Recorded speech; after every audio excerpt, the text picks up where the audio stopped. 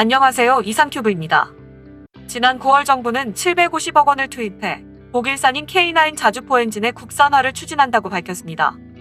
방사청은 기술적 파급 효과가 크고 수출 가능성이 높은 핵심 부품 위주로 연말까지 기술 개발 과제를 추릴 계획으로 K9 자주포 엔진이 첫 사업으로 사실상 선정된 것으로 전해졌습니다. 방위사업청과 산업통상자원부는 지난 9월에 방산 부품 국내 연구 개발을 위한 업무 협약을 체결했습니다. 업무 협약에 따라 방사청은 방산 분야 소재 부품 기술 개발 과제를 발굴 기획하고 산자부는 개발비를 지원할 예정이라고 밝혔습니다.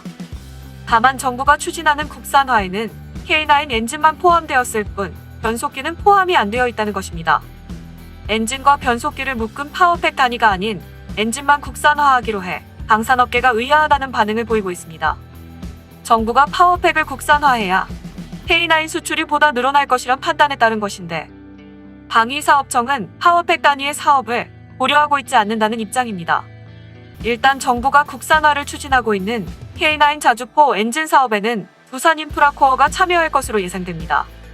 두산인프라코어는 국내 기술로 자주포 엔진을 만들 수 있는 유일한 기업으로 꼽히고 있습니다. K9 자주포 엔진은 천마력이 될 것이라고 해외 군사 전문 매체들은 전망하고 있습니다.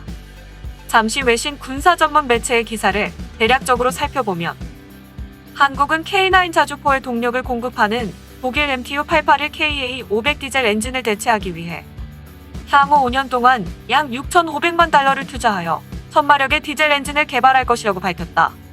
이 결정은 호주가 자주포 30대와 기타 탄약 재보급 차량 15대를 확보하기 위한 프로젝트에서 K9 자주포를 선택한 뒤 발표되었다. 외신의 기사처럼 천마력의 디젤 엔진이 개발이 된다면 이미 1500마력의 K2 전차의 엔진을 개발한 경험이 있는 두산으로서는 천마력의 디젤 엔진을 개발하는 것은 그렇게 어렵지 않을 수도 있습니다. 하나디펜스가 생산하는 K9 자주포는 국내를 포함해 전 세계에서 1700여 대가 운용 중인 대표 방산 수출 장비로 꼽히고 있습니다. 2001년 터키를 시작으로 폴란드와 인도, 핀란드와 노르웨이 및 에스토니아 등에 수출되었으며 하나디펜스는 최근 호주에서 1조 원 규모의 우선 공급자로 선정되었습니다. 이런 가운데 무기 체계의 핵심인 파워팩은 독일의 랭크사 제품을 사용하고 있어 중동 국가 등의 수출길이 막혀있는 상태입니다. 독일은 사우디아라비아와 오만 등 일부 국가에 대해 방산 제품 수출을 제한하고 있습니다. 때문에 파워팩을 국산화할 경우 수출 가능한 국가의 범위가 대폭 확대될 것으로 업계는 기대했으나 이번 개발 프로젝트에서 변속기만 쏙 빠져버린 것입니다. 이번 사업이 전차의 심장으로 불리는 파워팩 단위가 아니라 엔진 개발로 제한한 것을 두고 이례적이란 게 업계 지적입니다. 이에 대해 언론에서는 방사청 관계자와 인터뷰를 했으며 방사청 관계자는 엔진 국산화에 참여할 후보 기업군을 검토하는 단계라며 아직까지는 파워팩 단위로 사업을 고려하고 있지 않다고 말했다고 합니다. 일각에선 K2 전차의 변속기 국산화가 지연된 영향 때문이라고 관측하고 있습니다.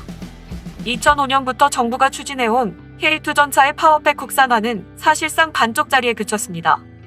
두산인프라코어는 파워팩 엔진 개발 사업자로 참여해 개발에 성공하여 2차 양산분부터 납품을 시작한 반면 변속기 사업자였던 S&T중공업은 최초 생산품 테스트를 통과하지 못해 양산에 참여하지 못했습니다.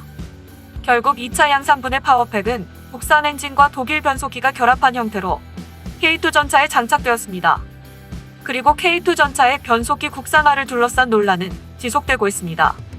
지난 7월에는 방사청이 국산 변속기와 관련된 국방 규정을 개정한 데 대해 S&T 중공업에 특혜를 준 것 아니냐는 논란이 제기된 바 있습니다.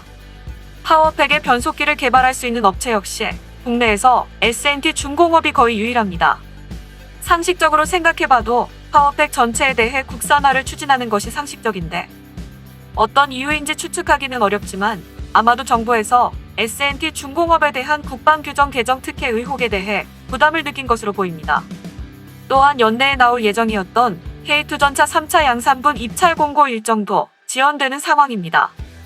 다만 방사청이 사실상 K2 전차 3차 양산 입찰을 위해 국방 규정을 개정했다는 점을 감안하면 3차 양산 이후 K9의 변속기 국산화도 추진될 수 있다는 분석도 나오고 있습니다.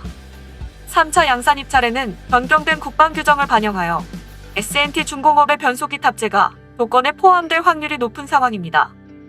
해당 업체와 K9 자주포 변속기 국산화에 대한 사업 시기 등을 놓고 조율 중일 가능성도 거론되지만 K2전차 3차 양산분 입찰 공고 일정이 나와야 K9의 변속기 국산화 개발 일정도 나올 것으로 기대됩니다. 이상 마치겠습니다. 시청해주셔서 고맙습니다. 이상큐브였습니다.